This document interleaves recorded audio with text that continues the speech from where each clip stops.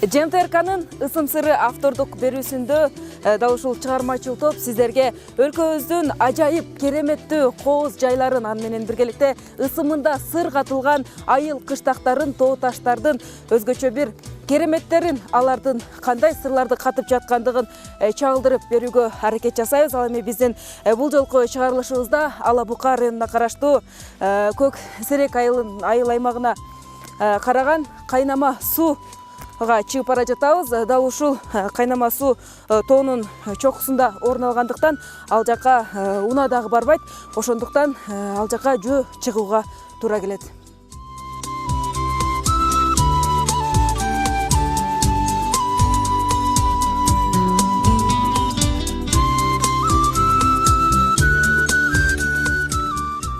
Деңиз деңгээлинен 1750 метр бийиктикте орун алган кайнама суу Ала Бука районунун борборунан 72 километр алыстыкта орун алган.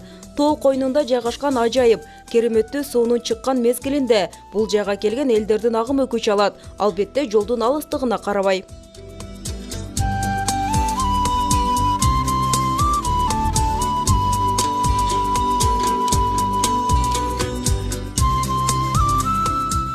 Кыш мезгилинде мына ушул тоолорго бир келип жаратылыштын кооздугуна суктанып кайтсаң өзгөчө бир эргүү аласың. Абасы таза, салкын, туш тараптан түркүн куштардын сайраганы албетте кимге гана болбосун сергектикти тартуулабай койбойт.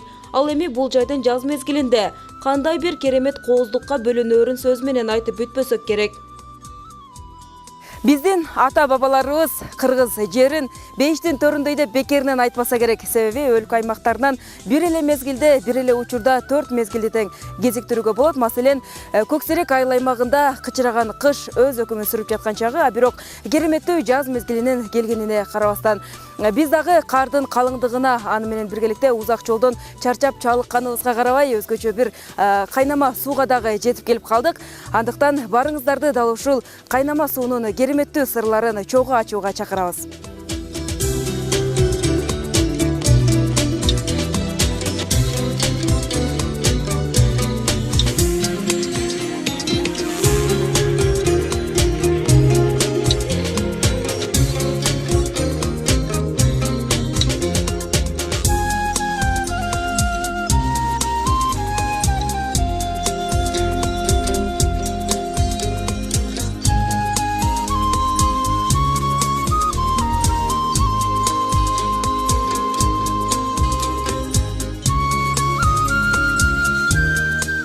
Мына кайнама суу дал ушул жерден чыгат экен, бирок мындагы биздин улуумундарыбыздын айтымында ал кыш мезгилинде токтоп калат.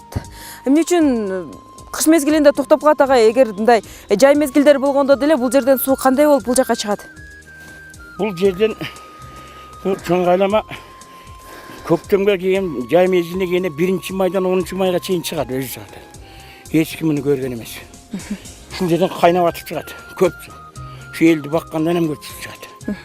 Андан кийин жазы менен элге эгин түбүнө суу чыгып баратканда августтун 15-ине чейин дагы татып куруп барат.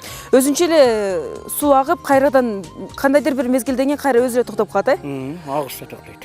Ошонун бир сырын изилдеп көрдүңүздөрбү агай? Кандай убакта суу кантип токтоп калат дагы кандай болуп атып чыгат бул жакачы? Бул биздин Көк Серек айыл аймагына караштуу кайнама суусу кышында курuyт. Жаз мезгили келгенде 1-майдан 9-майга чейин чыгат өзү. Аны эч ким көргөн эмес. Кандай болуп чыкканын? Ушул убакка чейин да көрө элек эле. Бирок чыккандан кийин келсең бул жерден атып чыгат. Бул жакын ортого адам келип болбойт. Коркосуң.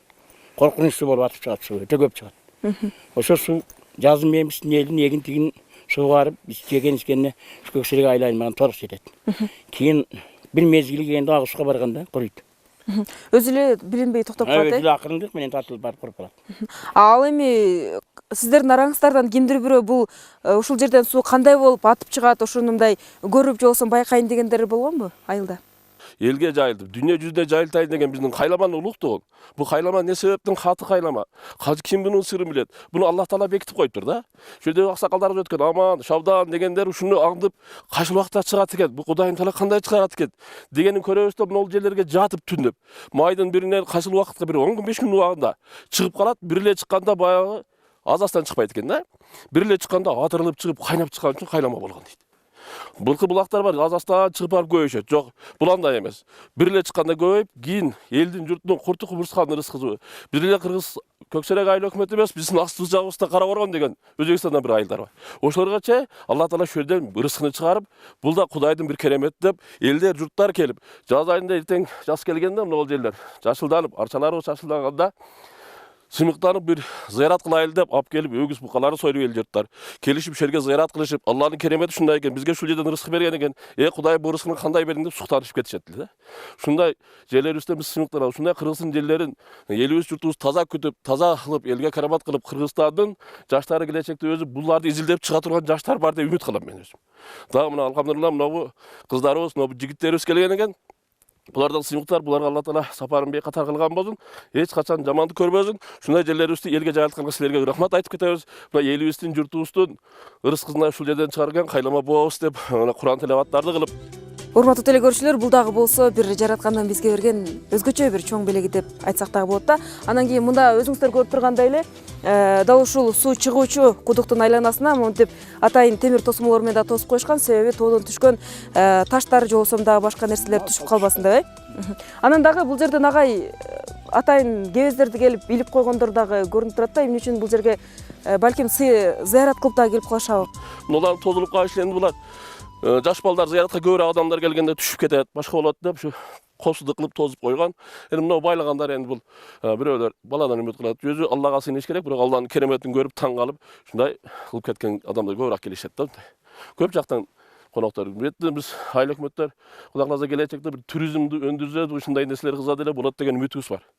Ошого келип туристтер эз алып, көрүп, мындан жогору жакта сонун жерлерибиз бар. Мына Кашкарата деген жерлерибиз, жогору жакта булактар бар. Кийик, бардык жан жаныбарлар бар. Кийиктерибиз бар, сүлөөсүн дейт. Кекилек улар деген ушул жерде жашайт бардык.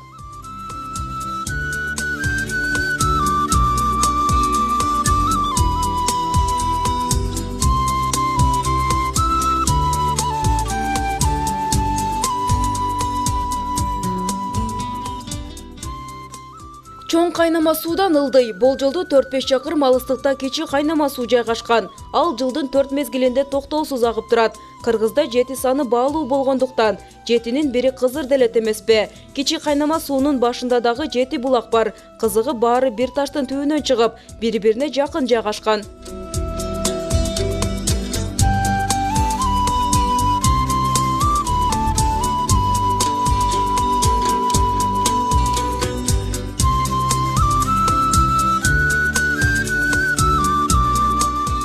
Кичи кайнама суунун да эл оозунда айтылып келген уламыштары бар. Аларга жергиликтүүлөр мындайча токтолушат.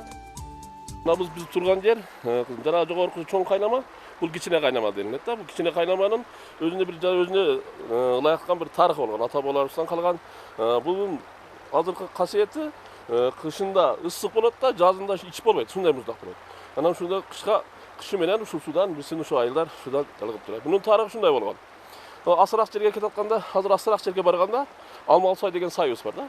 О жерде алмалар өзү ушундай болгон. О жерде ошол адамдар жашап, ошол кайсы бир кылымдарда жакшы адамдар, мындай имандуу, бирөөнүн акын жебеген, элине журтуна кызмат кылган, ата мекенин сүйгөн адамдар жашап, ошодо ылдырагында бир бала ушул суудан агып барган алманы тиштеп коюп, мен бирөөнүн алмасын бейсурак жеп алдым, бирөөнүн акын жеп койдум, ата энем мындай нерсени көргөтпөдү эле деп айтып койгондон алманы иштеп кезде ошо багы өскөн үйгө келет. Кезде бир аксакал киши чыгат. Атаке, мен мына алманыңызды жеп алыпмын.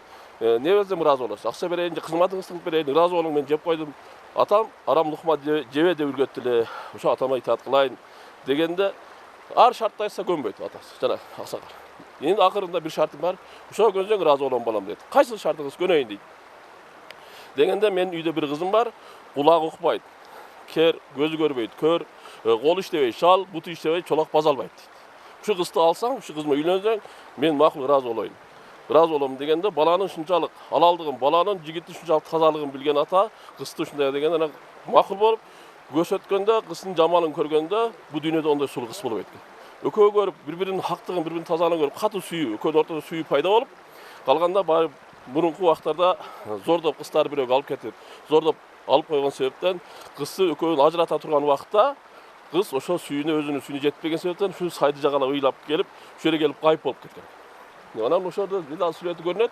Ошо кыздын ошондо гайып болгондугунан ушу тазалыгынан ушунчалык тазалык кыз болгондон ошондон Алла Тааладан ошону суда агызып ошонун көз жашы деген уламаштар бар да кызым. Эми буну ошол кылымда да айтылган ушунчалык тазалар, ушунчалык сүйдүн тазалыгы, баягы кыздардын, балдарыбыздын тазалычылыгы, бул Алла Таалага ишенгендиги, кандайдыр бирөөлөргө кыянат кылбап, жана чолоктугун айтпадым, чолоктугу ата энеден сураксыз бир жака баспаган экен. Сакоолугу ата энеден сураксыздык, бир жаман сөздөрдү сүйлөбөгөн, көзү көрлүгү, өзүнүн туугандарынан башка намахрамы, мындай туура эмес жактарды көрбөй, мындай көзү көрөт экен, бирок ошол нерселерди каалабаган кыздар. Ошол себептен атасы ошондой деп баяндаган экен да. Бул тарак ошондой делинет. Анан бул жерде мурунтан азыр неде мазарлар бар. Мурунтан ата бабаларыбыз бете жайлап будайлар эгип, Арзымат Миңбашы, Маат Миңбашы деген ошол жерде байлар, баягы кыргыздар жашап келген себептен ошо канча кылымдан бери бурун эч ким изилдеп жете элек. Энди илимдер жетишти, Кудай кааласа муну илимдеп берет, тарыхын билип берет деген ойдобуз.